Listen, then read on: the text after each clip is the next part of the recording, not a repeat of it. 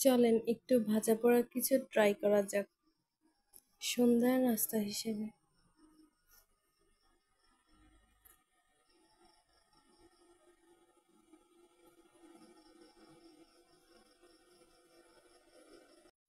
পুরটা আগে থেকে রেডি করে রাখলে যখন এগুলো বানানো হয় তখন আর অতটা কষ্ট ফেস করা লাগে না, তাহলে খুব সহজে ইজিভাবে করে ফেলা যায়। এই যে নিজের মন মতো ডিজাইন করে তারপর পুরটা এখানে ভিতরে দিয়ে যে কোনো ডিজাইন করা যায়। এই যে এখানে একটা বেলুনি করছে, এটা দেখেন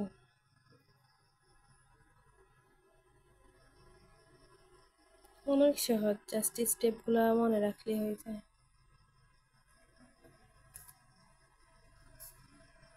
দেখেন কিভাবে বানাচ্ছি আমি। শেষ। এখান থেকে একটু ভালো মতো চেপে দিলে তাহলে আর এটা খুলে যাওয়ার চান্স থাকে না। এই তো এটা রেডি হয়ে গেছে, এখন এগুলোকে তেলে ভেজে নিতে হবে।